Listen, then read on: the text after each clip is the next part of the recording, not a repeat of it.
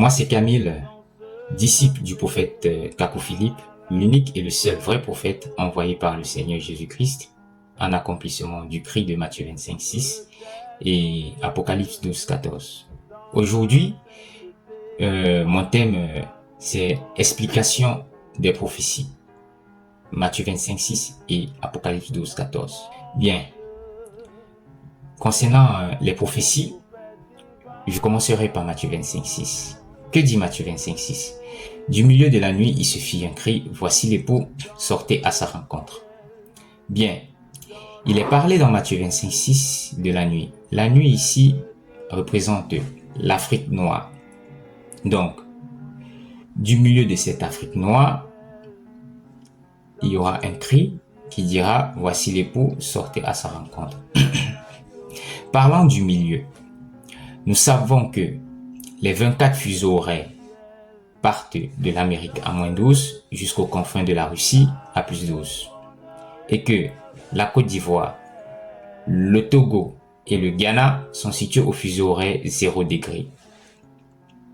Et le Dieu Tout-Puissant, en confirmation de ce glorieux message, a envoyé un signe à toute la terre. Ce signe est l'éclipse du 29 mars 2006 qui a tracé le grand S du salut, allant de l'Amérique, passant par le fuseau horaire de 0 degré. Il est parlé d'un cri. Je dis bien d'un cri. Dans l'expression prophétique, un cri veut dire un message. Souvenez-vous de Jean-Baptiste. Lorsqu'il lui fut demandé « Qui es-tu » il a dit « Je suis la voix de celui qui crie dans le désert. » De celui, pas de ceux, mais de celui, dans l'unique voix qui crie dans le désert.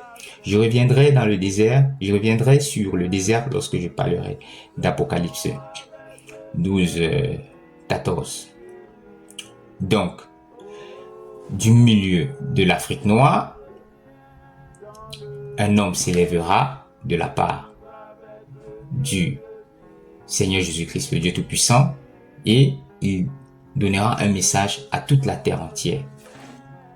Et ce message aura pour but de présenter l'épouse, qui est l'Église autour de ce message, à l'époux, qui est le Seigneur Jésus-Christ, le Dieu Tout-Puissant.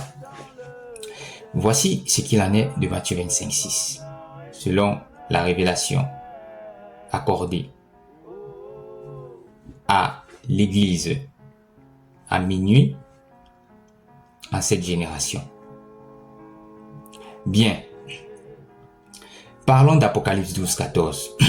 Qu'est-ce qui est dit dans Apocalypse 12:14? Dans Apocalypse 12:14, il est dit « Et les deux ailes du grand aigle furent données à la femme afin qu'elle s'envolât dans le désert en son lieu où elle est nourrie un temps et des temps et la moitié d'un temps. » Les deux ailes du grand aigle dont il est question ici est ce message de Matthieu 25:6 fondé sur l'Ancienne et la Nouvelle Alliance.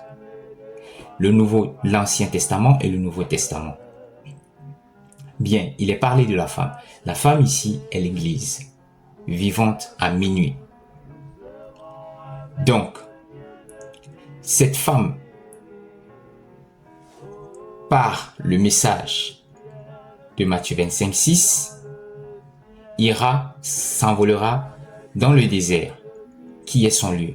Or, le désert ici est juste une position spirituelle où cette église sera placée. Et c'est dans cette position spirituelle qu'elle sera nourrie. Un temps et des temps et la moitié d'un temps. Maintenant, qu'est-ce qu'un temps et des temps et la moitié d'un temps? Il faut voir cela comme en chiffres. Je vais dire en chiffres, comme il est dit dans Apocalypse 11, verset 3. Bien, il est parlé par la suite du serpent. Or, le serpent ici, ce sont les religieux et leur faux Saint-Esprit.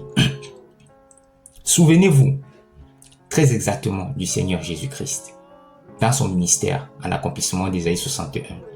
Qui étaient les religieux de son temps? Les pharisiens, les hellénistes, les sadducéens, les zélotes. Le Seigneur Jésus-Christ pouvait dire ils ont pour père le diable. Ça veut dire que le faux Saint-Esprit là, qui les agitait à venir déranger le Seigneur Jésus-Christ, était leur père. Et c'était le diable. Donc, de ce côté-ci, dans Apocalypse 12, 14, il est parlé du serpent. Et ce serpent, ce sont les religieux et leur faux Saint-Esprit. Parlant de religieux, il y a l'Église catholique, la Grande Babylone, qui est dans le faux christianisme, et ses filles, protestants, évangéliques, branhamistes, église pentecôtiste, église de réveil, ainsi de suite. Le faux christianisme, c'est l'église catholique, la Grande Babylone, qui est assise sur les eaux, c'est-à-dire sur les peuples, sur toutes les nations, et ses filles, c'est-à-dire les églises qui agissent dans le même esprit que l'église catholique, c'est-à-dire ceux qui ne croient pas à l'unique prophète envoyé par le Seigneur Jésus-Christ, le Dieu Tout-Puissant, en une génération.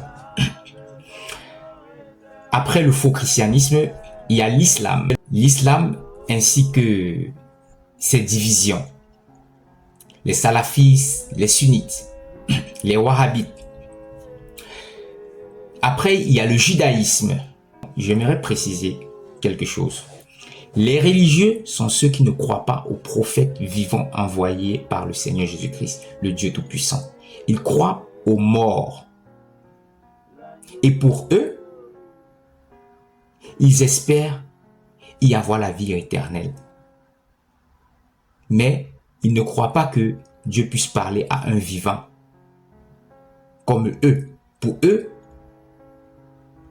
ils considèrent les morts. J'ai cité l'Église catholique, l'islam, le judaïsme, la franc-maçonnerie, le vaudou, les cultes des dieux incas, l'animisme, ainsi de suite.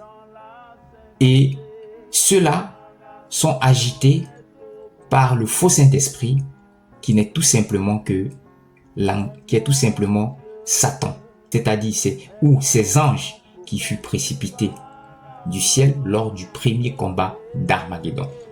Ce sont ces anges déchus-là qui agitent ces personnes-là dans ces églises. Et ces gens qui sont dans ces églises ont pour père le diable. C'est-à-dire ces faux Saint-Esprit. Donc cet ensemble constitue le serpent. Je suis arrivé au terme de mon exposé. Aussi, je vous demande de télécharger l'application Matthieu 25.6 sur Play Store pour ceux qui ont l'Android et App Store pour ceux qui ont l'iPhone. Rendez-vous pour des prochaines vidéos. Sur ce, je vous souhaite bonne soirée et à très bientôt.